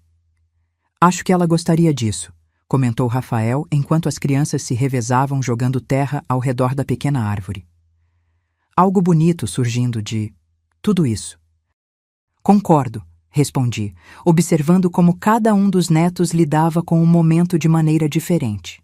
Lucas, solenemente metódico, Júlia artística na forma como arranjava as flores ao redor, Pedro entusiasmado com a ideia de que a árvore cresceria junto com ele. Muito havia mudado no ano que se passou. Rafael foi promovido a supervisor na metalúrgica, o que significava melhores horários e mais tempo com os filhos.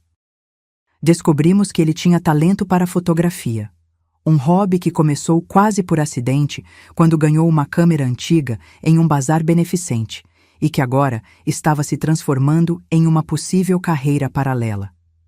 Lucas, agora com 15 anos, havia se transformado de um adolescente rebelde em um estudante dedicado, com ambições de cursar engenharia.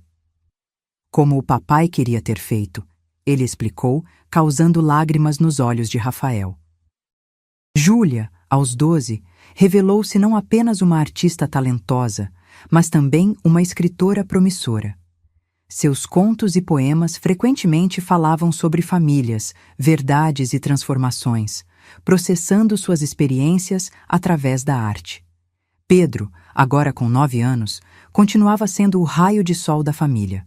Sua energia inesgotável e curiosidade infinita nos lembravam constantemente de encontrar alegria nas coisas simples. Quanto a mim, a vida de aposentada nunca esteve tão ocupada ou gratificante. Minhas aulas particulares se expandiram para um pequeno centro educacional para crianças com dificuldades de aprendizagem. 3 dias por semana eu trabalhava lá, ajudando crianças que muitos haviam desistido, assim como quase desistiram dos meus netos. Nossa vida havia encontrado um novo equilíbrio, não perfeito, mas genuíno. As feridas do passado, embora cicatrizadas, ainda apareciam ocasionalmente. Às vezes, Pedro acordava chorando, sentindo falta da mãe. Em dias particularmente estressantes, Lucas ocasionalmente voltava aos velhos padrões de comportamento defensivo. Júlia ainda lutava com problemas de confiança, especialmente com novas amizades femininas. Mas enfrentávamos esses desafios juntos, com honestidade e apoio mútuo, algo que teria sido impossível nos tempos de Cristina. Uma tarde, cerca de 1 mês após o aniversário de morte, recebi uma visita inesperada. Era Marta, a mãe de Cristina, uma mulher que eu havia encontrado apenas algumas vezes, geralmente em ocasiões tensas, como o casamento ou o funeral. Teresa. Ela cumprimentou educadamente quando abri a porta. Parecia ter envelhecido décadas desde o funeral. Posso entrar um momento? Hesitei brevemente antes de convidá-la. Nossa relação sempre fora distante, em grande parte porque Cristina costumava nos colocar uma contra a outra, contando versões diferentes dos eventos para cada uma. As crianças não estão, expliquei enquanto servia um café. Rafael as levou para um passeio no parque. Na verdade, vim para falar com você, ela respondeu, tirando um envelope da bolsa. Encontrei isto entre as coisas de Cristina. Parece que ela escreveu nos últimos dias, mas nunca entregou. O envelope tinha meu nome escrito na caligrafia trêmula de Cristina dos seus últimos dias. Abri-o com cuidado, encontrando várias páginas de uma carta escrita à mão. Você leu? Perguntei a Marta. Ela assentiu. Li, e acho que explica muito. Comecei a ler silenciosamente. Querida Teresa, se você está lendo isto, significa que finalmente encontrei coragem para lhe entregar esta carta, ou mais provavelmente que parti e alguém a encontrou entre minhas coisas. Há tantas coisas que gostaria de lhe dizer, tantos pedidos de perdão que preciso fazer, mas quero começar explicando algo que talvez ajude a entender, não a justificar, quem eu fui e por que agi como agi. Cresci em uma casa onde amor significava controle. Minha mãe, embora bem-intencionada, me ensinou que para manter alguém, você precisa torná-lo dependente de você. Meu pai era um homem fraco que permitia ser manipulado em troca de uma paz superficial. Esse foi meu modelo de família feliz. Quando conheci Rafael, vi nele tudo o que meu pai não era: bondoso, trabalhador, honesto. E isso simultaneamente me atraiu e me aterrorizou. Como poderia controlar alguém tão íntegro? A resposta veio quando percebi sua maior vulnerabilidade, seu desejo de agradar, especialmente a uma figura materna após ter perdido o pai tão jovem. E então, conheci você. Uma mulher forte que havia criado um filho sozinha, sem manipulação, sem jogos, apenas com amor genuíno e trabalho duro. Você representava tudo o que eu secretamente temia não ser capaz de ser. Por isso precisava afastá-la. Você era o espelho que mostrava minhas inadequações. Quando as crianças nasceram, prometi a mim mesma ser diferente, ser melhor. Mas sem ferramentas além daquelas que aprendi na infância, rapidamente recorri aos mesmos padrões tóxicos. afastar as crianças de pessoas que as amavam verdadeiramente, usar culpa e medo como controle, mentir tão consistentemente que às vezes eu mesma acreditava. O caso com Daniel começou como uma busca por validação, alguém que me admirasse sem conhecer minhas falhas. Tornou-se uma fuga da crescente consciência de que estava destruindo minha família. E, finalmente, transformou-se apenas em mais uma mentira a qual me agarrava por orgulho e medo. Aquele dia na sua casa, quando você se recusou a ser manipulada novamente, quando mostrou às crianças e a Rafael a verdade que eu tão cuidadosamente ocultava, foi meu colapso e, ironicamente, o início da minha redenção. Fugi não apenas de vocês, mas da vergonha do que havia me tornado. Passei meses vagando, trabalhando em empregos temporários, dormindo em lugares baratos. Foi durante esse período que os sintomas começaram: dores, perda de peso, fadiga extrema. Quando finalmente procurei ajuda médica, era tarde demais. O diagnóstico foi um despertar cruel, mas necessário. De repente, todas as manipulações, mentiras e jogos pareceram tão insignificantes, tão vazios. O que importava era o amor que eu havia rejeitado, as conexões que havia sabotado. Teresa, você me ensinou a lição mais importante da minha vida, embora eu tenha demorado muito para aprendê-la. Que amor verdadeiro não controla ou possui, liberta e nutre. Você mostrou isso não apenas para Rafael e as crianças, mas finalmente para mim também. Não peço seu perdão. Seria pedir demais depois de todo o sofrimento que causei. Peço apenas que continue sendo para meus filhos o que eu nunca soube ser: um farol de honestidade, força e amor incondicional. E talvez, se não for pedir muito, conte a eles que no final, sua mãe aprendeu a verdade sobre o amor. Tarde demais para vivê-lo plenamente com eles, mas há tempo de morrer em paz. Com gratidão e respeito, Cristina terminei de ler com lágrimas nos olhos. Olhei para Marta, que também chorava silenciosamente. Eu falhei com ela, Marta disse suavemente. Ensinei-a tudo errado sobre a vida, sobre relacionamentos. Todos cometemos erros, respondi, estendendo a mão sobre a mesa para segurar a dela. O importante é que no final ela entendeu. Depois que Cristina partiu, continuou Marta, comecei a questionar tudo o que sempre acreditei sobre ser mãe, ser esposa. Percebi que passei minha vida inteira em relacionamentos baseados em controle e manipulação, não em amor verdadeiro. Ela fez uma pausa, respirando fundo. É por isso que também vim pedir sua ajuda. Gostaria de conhecer meus netos, realmente conhecê-los desta vez. Não como a outra avó que compete por atenção ou os mima para compensar ausências, mas como alguém que quer fazer parte da vida deles de forma saudável. Sua vulnerabilidade me tocou. Acredito que isso seja possível, Marta. As crianças precisam de toda a família que puderem ter, desde que seja baseada em honestidade.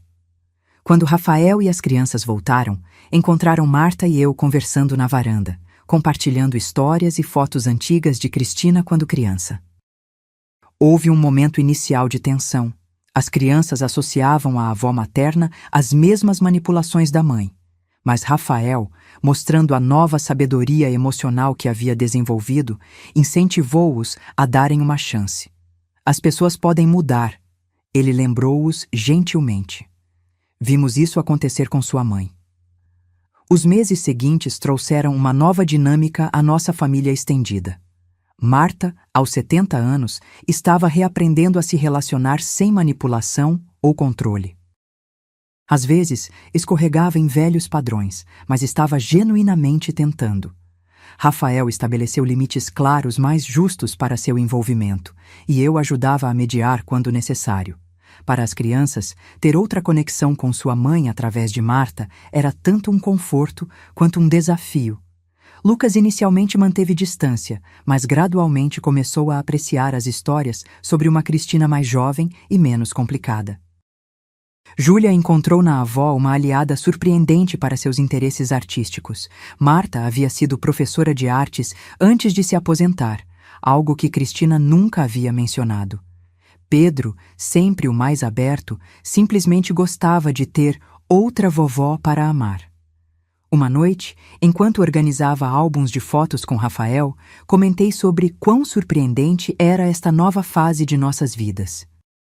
Se alguém me dissesse 3 anos atrás que estaríamos aqui, com as crianças felizes, você realizado e até mesmo tendo uma relação cordial com Marta, eu teria achado impossível. Rafael sorriu, selecionando uma foto recente de todos nós, incluindo Marta, em um piquenique no parque. É engraçado, não é? A vida raramente segue o caminho que esperamos. Cristina jamais imaginaria este desfecho, observei. Ou talvez sim, Rafael respondeu pensativamente. Naquela carta que Marta trouxe, talvez no fundo ela soubesse que era isso que todos precisávamos. Uma chance de recomeçar, de construir algo genuíno a partir das ruínas. Olhei pela janela para a cerejeira que havíamos plantado, já mostrando sinais de crescimento.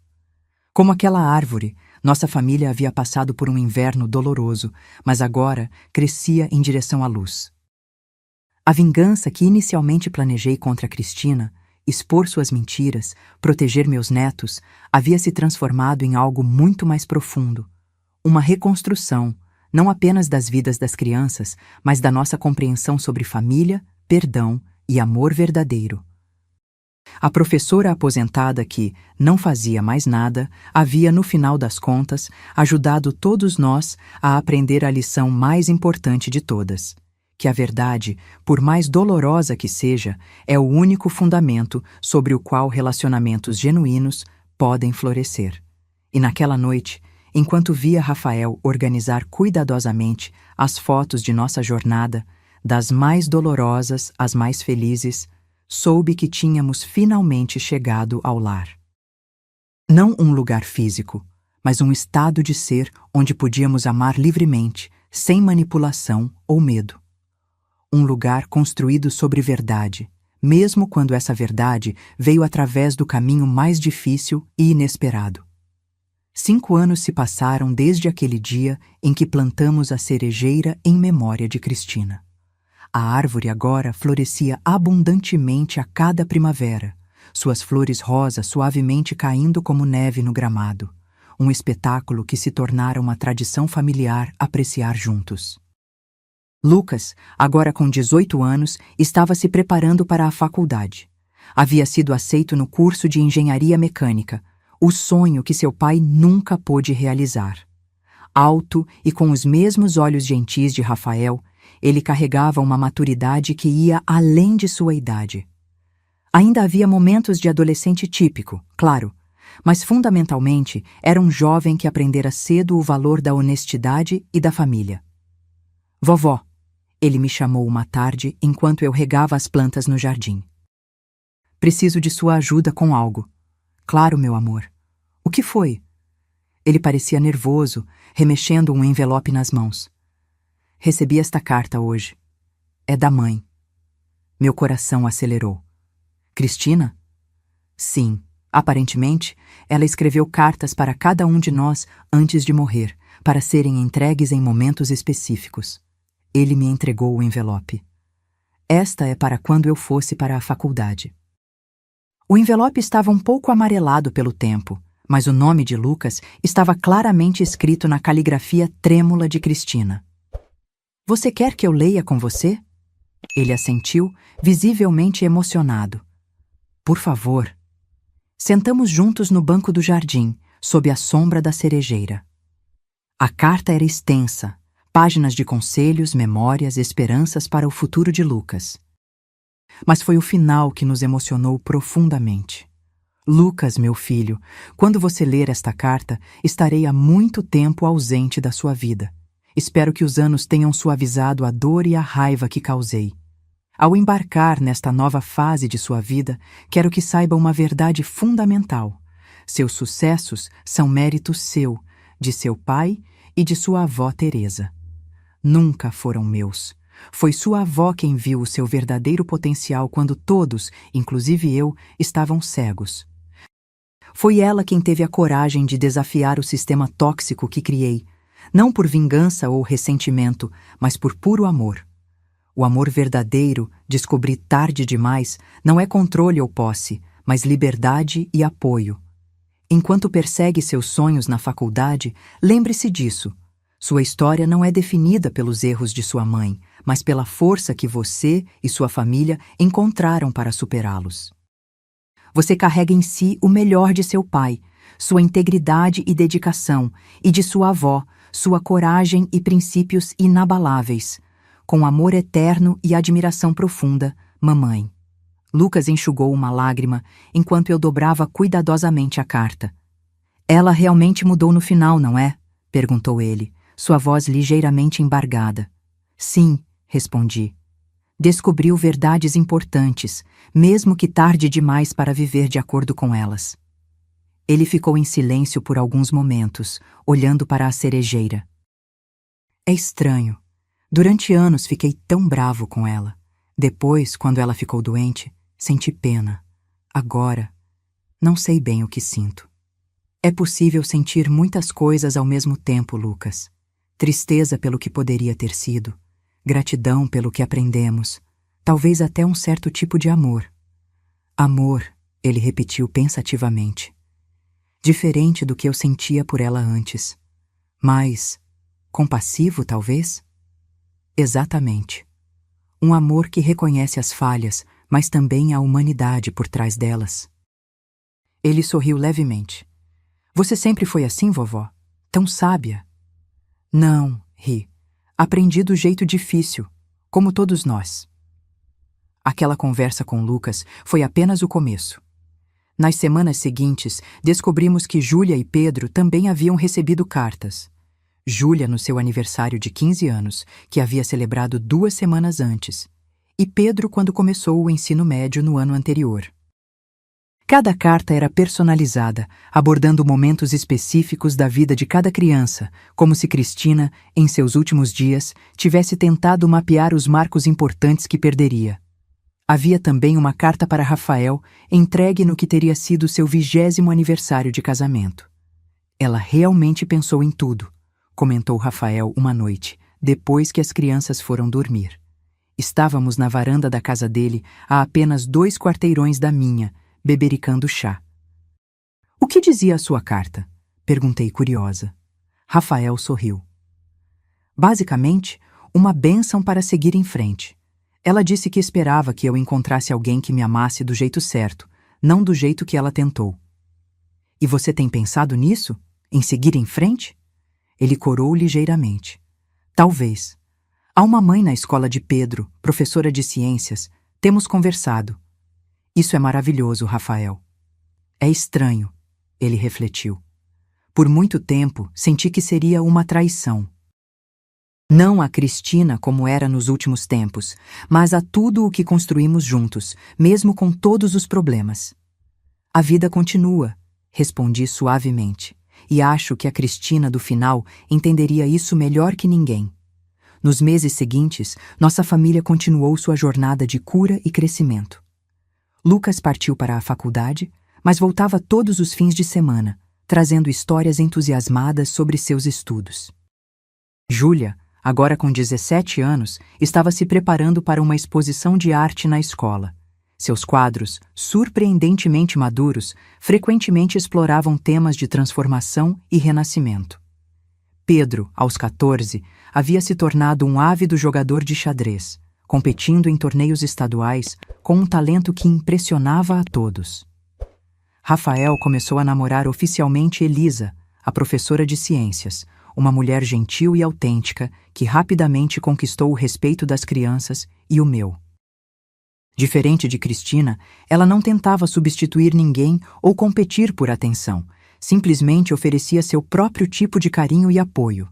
Marta, a mãe de Cristina, continuava parte de nossas vidas, agora como uma presença positiva e estabilizadora. Aos 75 anos, havia feito sua própria jornada de autodescoberta e transformação, frequentemente dizendo que aprendia mais com seus netos do que eles com ela. Quanto a mim, a professora aposentada que não fazia nada, nunca estive tão ocupada ou realizada. Meu pequeno centro educacional havia crescido para atender mais de 30 crianças com necessidades especiais de aprendizagem. Escrevi um livro sobre minhas experiências pedagógicas que, para minha surpresa, ganhou reconhecimento nos círculos educacionais.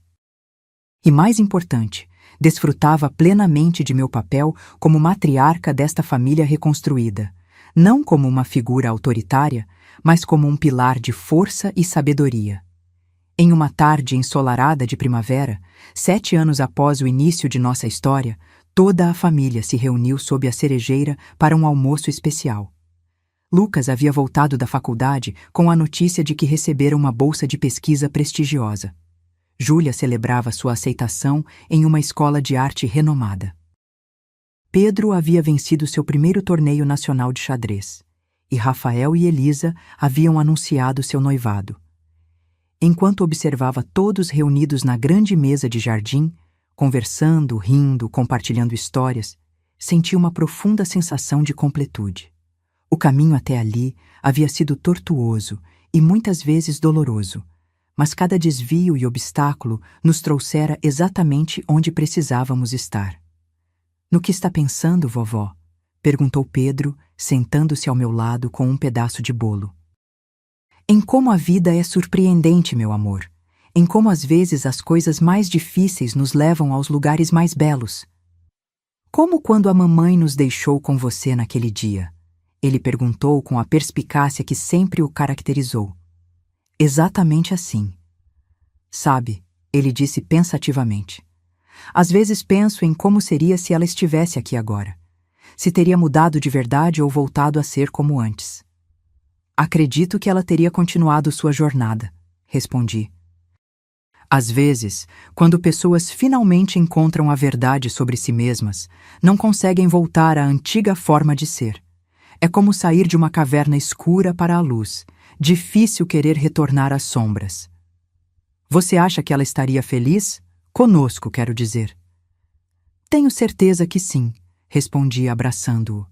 "Na carta que ela me deixou, disse que seu maior desejo era que vocês crescessem em um lar de amor verdadeiro e honestidade. E é exatamente o que aconteceu." Mais tarde, quando todos ajudavam a recolher a mesa, Rafael me puxou para um abraço espontâneo. "O que foi isso?" perguntei surpresa. Estava apenas pensando em como tudo começou, com um telefonema arrogante e uma exigência. "Afinal, você não faz mais nada," citei, rindo da lembrança que agora parecia tão distante. "E olhe para tudo o que você fez," ele disse, sua voz carregada de emoção. "Salvou não apenas as crianças, mas todos nós, até mesmo Cristina, à sua maneira." Não fiz nada além do que qualquer pessoa faria por aqueles que ama," respondi. "E esse é exatamente o ponto," ele sorriu. "Você nos ensinou o que significa amar de verdade.